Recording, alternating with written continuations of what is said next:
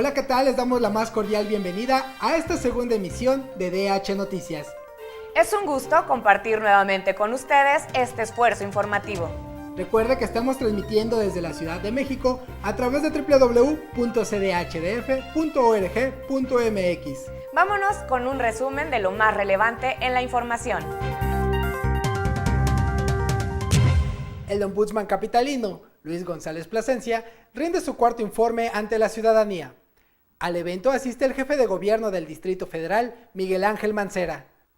La PGR oficializó la creación de la Unidad Especializada de Búsqueda de Personas Desaparecidas. El acuerdo se publicó en el Diario Oficial de la Federación.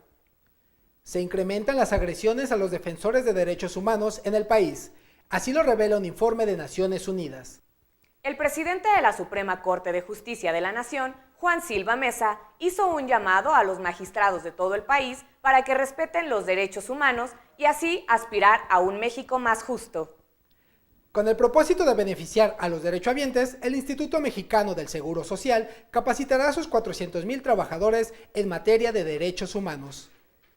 Se llevó a cabo el Encuentro Internacional por la Igualdad y la No Discriminación. Especialistas de Chile, Argentina y México destacaron la importancia de respetar los derechos a la diversidad cultural.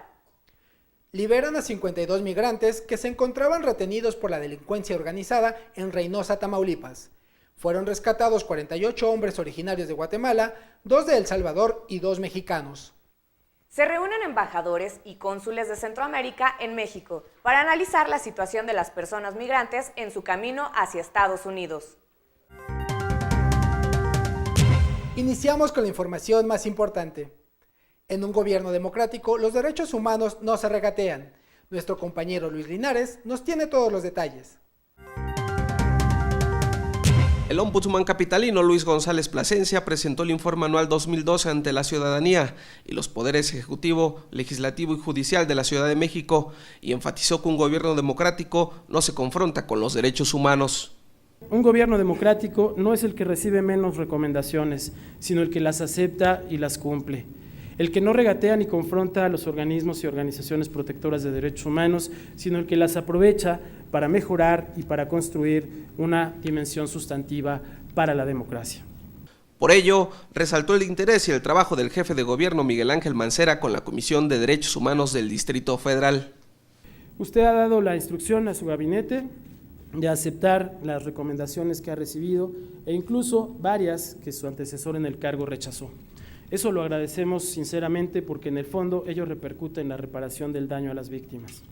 Ante el titular del Ejecutivo local, el presidente de la Comisión de Gobierno de la Asamblea Legislativa Capitalina, Manuel Granados, y el magistrado presidente del Tribunal Superior de Justicia de la ciudad, Edgar Elías Azar, aseguró que la institución a su cargo está lista para promover la reforma política de la Ciudad de México. Esta comisión está lista para impulsar la reforma política, para participar junto con la sociedad civil y la academia en la construcción de una constitución para la ciudad, en la conformación de nuevos poderes, de nuevas representaciones y de nuevas relaciones entre Estado y ciudadanía, siempre alrededor de los derechos humanos. Por otra parte, Miguel Ángel Mancera reiteró el compromiso de su gabinete con los derechos humanos. Reitero mi instrucción a todo el gabinete para que haya cercanía con el tema de los derechos humanos, para que haya cercanía con el trabajo a la comisión de esta capital. El diputado Manuel Granados y el magistrado Edgar Elías Azar resaltaron el trabajo de la Comisión de Derechos Humanos a favor de las y los capitalinos. En su oportunidad, el consejero de la Comisión de Derechos Humanos del DF, José Goldenberg, destacó su autonomía y pidió no contraponer seguridad pública y derechos ciudadanos. Además, el director del Instituto Mexicano de Derechos Humanos y Democracia, Edgar Cortés, exhortó a promover la participación de organismos civiles en la agenda política de la ciudad. En la presentación del informe anual 2012 de la Comisión de Derechos Humanos Capitalina, estuvieron presentes servidoras y servidores públicos federales, estatales y locales, y titulares de organismos nacionales e internacionales de derechos humanos, informó Luis Alberto Linares Cubillas. Por el riesgo que representan las lluvias para las personas que habitan en las zonas de barrancas, la Comisión de Derechos Humanos del Distrito Federal emitió unas medidas precautorias a 5 delegaciones y a la Secretaría de Protección Civil. Las demarcaciones Coajimalpa, Miguel Hidalgo, Álvaro Obregón, Gustavo Amadero, Magdalena Contreras, deberán implementar protocolos para evitar inundaciones. También deben realizar un diagnóstico de cómo se encuentran las barrancas y cerros para prevenir desgajamientos. Sin embargo, la Secretaría de Protección Civil dijo que no tiene facultades para llevar a cabo acciones que eviten inundaciones. Indicó que la elaboración de diagnósticos de riesgo le corresponde a cada delegación. Ahora nuestra compañera Elia Almanza nos hablará de por qué la tala clandestina y los asentamientos irregulares son una forma de violar los derechos humanos. En el Distrito Federal existen áreas protegidas y de conservación ecológica que se encuentran en peligro por la tala clandestina y los asentamientos irregulares. Estas zonas son de suma importancia para el desarrollo ambiental de la capital y de sus habitantes. Son hábitat de distintas especies de flora y fauna y son fundamentales para la captura de carbono. La Procuraduría Ambiental y del Ordenamiento Territorial del Distrito Federal, organismo encargado de atender las denuncias vinculadas con temas ambientales y urbanos, enfatizan la importancia de estos espacios en la Ciudad de México. Mira, en el caso de Milpa Alta lo que se busca es proteger la zona. La zona de Milpa Alta es una zona boscosa muy importante y una zona boscosa te aporta, dicen los técnicos, los científicos, servicios ambientales fundamentales. Dentro de ellos destaca, por ejemplo, son zonas de captura de agua. Estas son zonas en donde se recargan los mantos acuíferos de los cuales nos abastecemos los habitantes, no solo del Distrito Federal, sino de toda la cuenca. Entonces, si esas zonas se pierden, la afectación a nuestro derecho al agua, pues se ve también afectada. Las delegaciones Xochimilco, Magdalena Contreras, Coajimalpa, Álvaro Obregón, Milpa Alta y Tlalpan son las entidades políticas del Distrito Federal en las que se concentra la mayor parte del suelo de conservación en la capital. En Milpa Alta, la veda forestal ha ocasionado el daño de aproximadamente 15,000 hectáreas de bosque. Por ello, la PAOT, en coordinación con otras instancias públicas, realiza la investigación y líneas de acción para evitar que se continúe destruyendo la zona. La PAOT, ¿cómo participa? Nosotros, por ejemplo, desde el 2010 a la fecha, tenemos información de dónde se ubican esos aserraderos, realizamos sobrevuelo con apoyo de la Secretaría de Seguridad Pública, tratamos de acercarnos con las autoridades federales que otorgaron aquellas autorizaciones para identificar el alcance de las mismas, y lo que vimos en estas últimas semanas pues fue una actividad fuera de la ley, y participamos junto con Seguridad Pública, con Medio Ambiente, con la Procuraduría General de Justicia en un operativo para retirar todos esos aserraderos clandestinos. En el caso de Tlalpan, los asentamientos irregulares afectan uno de los corredores biológicos más importantes, que va desde la capital hasta el estado de Morelos. Por ello, se han llevado a cabo operativos para el desalojo de las familias que ahí se encontraban. Sí, mira, el tema, y ese es, digamos, en este tipo de asuntos, como te decía, un conflicto para tomar decisiones. En el suelo de conservación, que es esta zona, se han identificado aproximadamente 860 asentamientos irregulares con distintas características. Hay asentamientos que tienen 15, 20, 30 años, muy consolidados, pero que siguen siendo irregulares porque están en suelo de conservación. Y hay asentamientos como este que conversamos, y además con distinta dinámica de ocupación. Es decir, para el habitante del Distrito Federal, lo que queremos es tanto una respuesta desde las políticas públicas para la conservación de estos espacios, pero también para la atención de las necesidades de vivienda. El uso indebido del suelo de conservación y las zonas protegidas genera daños ambientales irremediables. Por ello, asegura la PAOT que es necesaria una respuesta desde las políticas públicas para la conservación de estos espacios y para que las personas que se han desalojado puedan tener acceso a su derecho a una vivienda digna.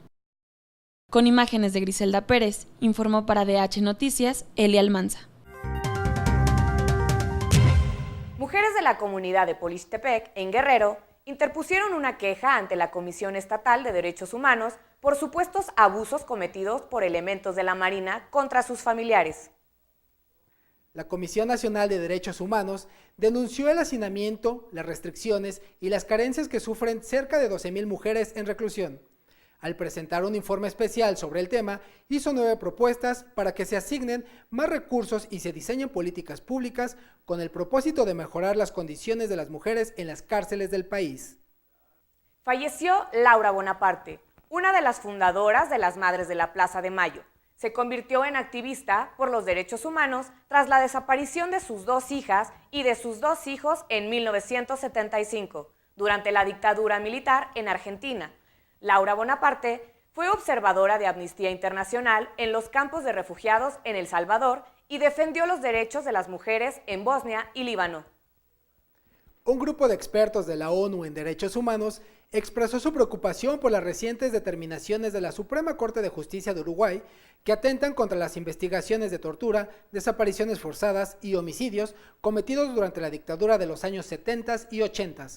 La Corte en Uruguay declaró inconstitucional 2 artículos de la Ley de Caducidad que permitían la investigación de los delitos cometidos por oficiales de las Fuerzas Armadas y la Policía durante el gobierno militar.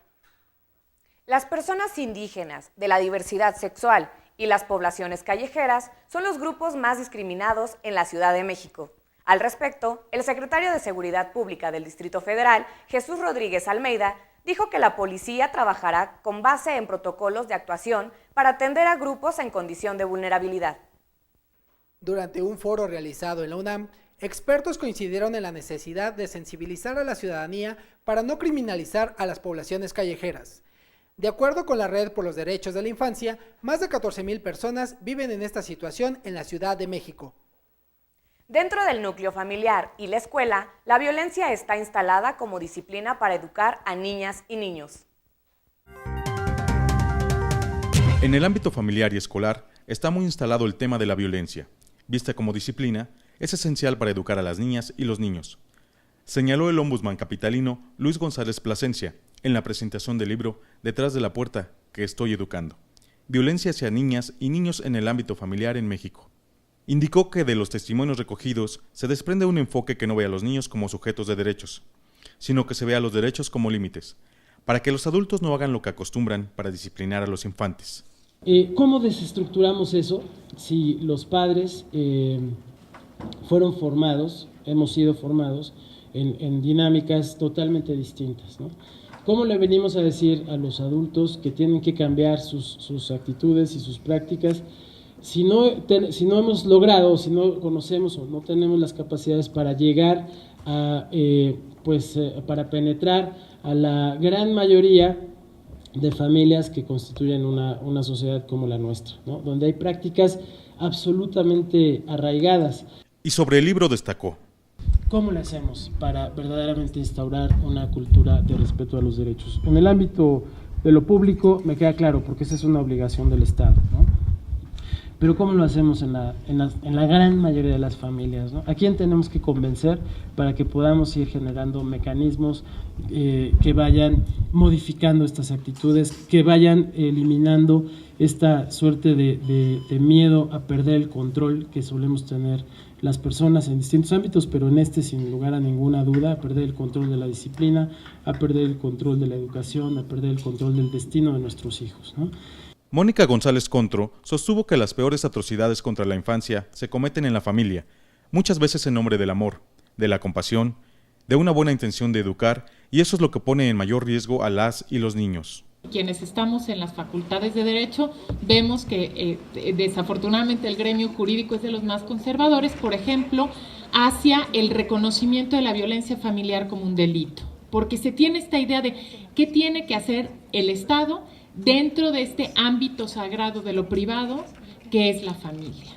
La presidenta de la Comisión de Derechos Humanos de la Niñez de la Cámara de Diputados, Verónica Jiménez Piña, comentó la preocupación que refleja el libro sobre la existencia de la violencia y el maltrato que viven niñas y niños.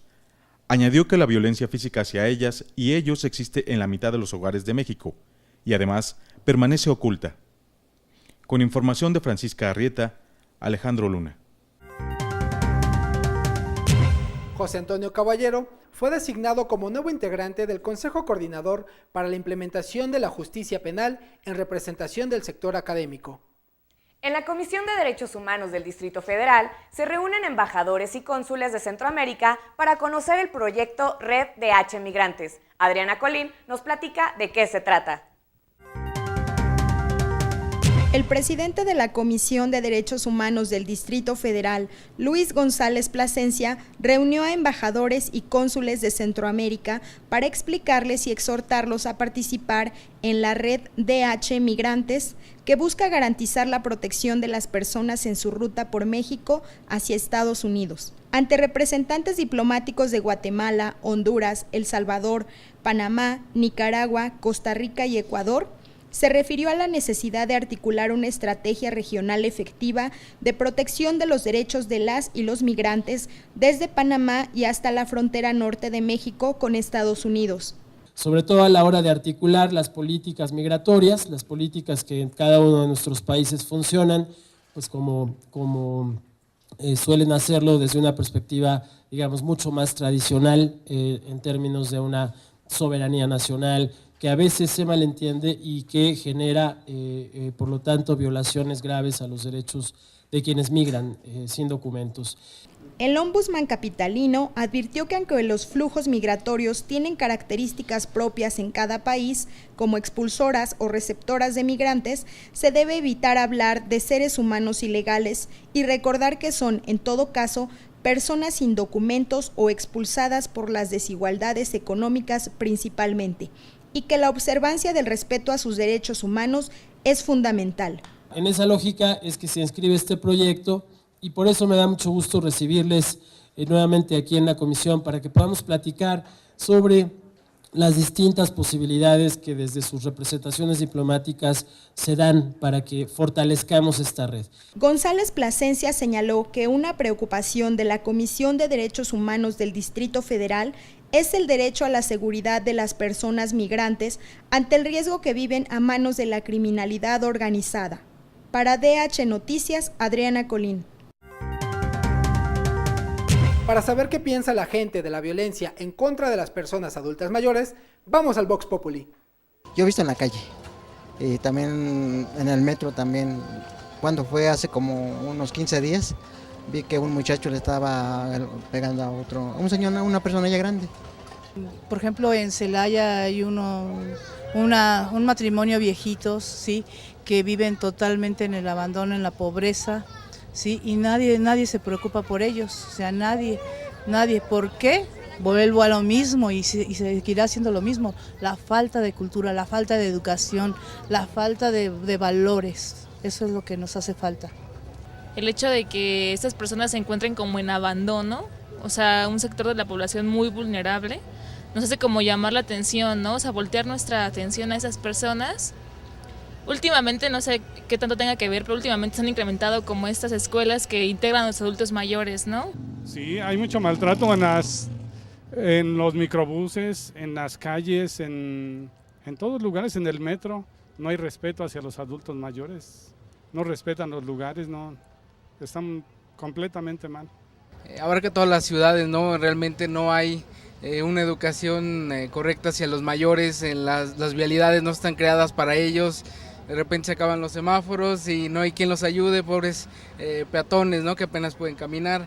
De igual forma a veces en las familias donde ya maltratan mucho a los mayores, ¿no?, que no los protegen, no los ayudan y los desamparan un poco, ¿no?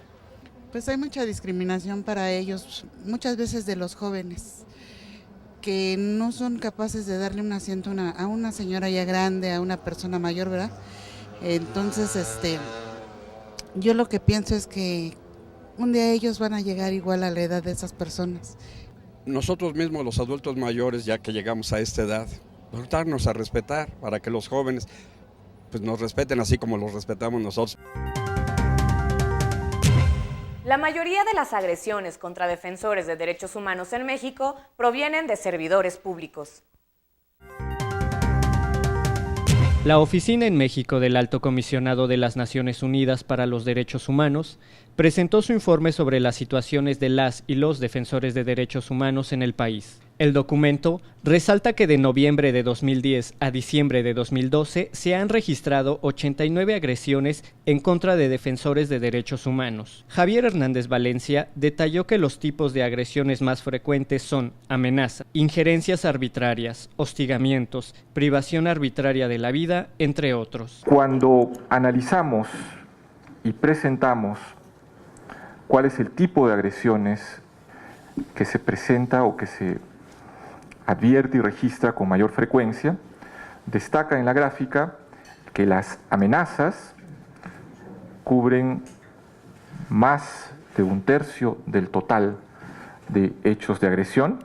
Ante esta situación, se informó que los responsables de estas agresiones, en un 38%, son actores estatales, 12% agentes de la Administración Pública Federal, 5% operadores de justicia, 6% autoridades municipales y en 39% no han sido identificados. Por otra parte, se dio a conocer que los defensores en temas como la migración, derechos civiles y políticos son agredidos constantemente. Y en nuestra muestra son los temas, la defensa de los derechos de población migrante, las que han generado o concentrado el mayor número de agresiones de todo tipo. Durante la presentación del informe, se dio a conocer que los estados con mayor incidencia de agresiones son Oaxaca, Chihuahua, Coahuila, Guerrero y el Distrito Federal. La Oficina en México del Alto Comisionado de las Naciones Unidas para los Derechos Humanos considera que mientras persistan elevados índices de impunidad respecto a los ataques contra las y los defensores de derechos humanos, el efecto de cualquier mecanismo de protección será limitado. Con información de Abraham Cornejo, informó Cristian Campos. Esta semana en Agenda DH, los invitamos a leer nuestra revista Defensor, que en su más reciente edición aborda el papel de las comisiones de derechos humanos de cara a la reforma constitucional del 2011. Y a todos los jóvenes los invitamos a participar en el concurso de cortometraje y documentales En Acción por tus Derechos. Consulta las bases en docsdf.org/En Acción por tus Derechos. En los últimos años, para reporteros, fotógrafos, editores y medios de comunicación, el peligro ha sido su compañera de viaje. Mónica Salguero nos cuenta la historia. El uso de la violencia contra los periodistas para silenciarlos y obligar a los medios de comunicación a modificar los criterios en sus coberturas, eliminar la autoría de notas con información delicada para firmarlas como redacción e incluso recurrir a la autocensura como medida de prevención y autoprotección es la grave situación que presenta el Museo Memoria y Tolerancia en la exposición No nos callarán las batallas por la libertad de expresión. Medios de comunicación y organizaciones como Artículo 19 y Propuesta Cívica rinden homenaje a todos los periodistas asesinados y desaparecidos que no guardaron silencio. Pues visibiliza por un lado la difícil crisis, la premiante situación que necesita solución de lo que viven los periodistas día a día. Los medios, la censura, la violencia, las amenazas, las agresiones, los asesinatos. Y por otro lado también pues ver lo que está haciendo la sociedad con respecto a esta situación y también lo que está haciendo el Estado. Que bueno, la exposición sí visibiliza que el Estado ha tomado cartas en el asunto, pero aún falta mucho por hacer. Entre las acciones a realizar dentro de la exposición existe una carta dirigida al presidente de la República, gobernadores, procuradores de justicia de los distintos estados y presidentes de las comisiones de derechos humanos para pedir la resolución de casos, seguridad para el gremio y la sociedad en general. A esta petición pueden sumarse los visitantes, quienes podrán firmar si así lo desean. Pues es un llamado a la acción, definitivamente es un llamado a la conciencia y es un llamado pues a que esta situación de alguna manera pues se atienda y pues ojalá y pueda detenerse. Es un llamado urgente al poder para que tome cartas en el asunto. No nos callarán las batallas por la libertad de expresión, da cuenta a la propia sociedad de que su derecho a la información, principalmente, está siendo violentado, tema fundamental para el Museo Memoria y Tolerancia. Es una realidad nacional que requiere de urgente atención. Y bueno, esa ha sido la línea del museo, hablar de lo que está sucediendo y buscar de alguna manera las voces de la sociedad y las acciones de la sociedad y las acciones del Estado también.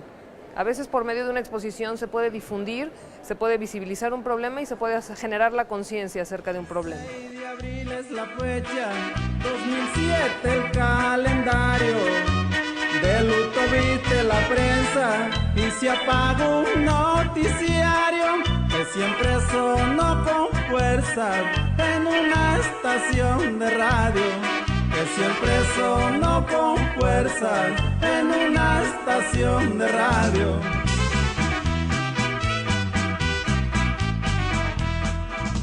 El Museo Memoria y Tolerancia está ubicado en Plaza Juárez, en el centro histórico de la Ciudad de México. La entrada a la exposición es gratuita y permanecerá hasta el mes de octubre, de martes a domingo de 9 a 18 horas y de 10 a 19 horas los fines de semana.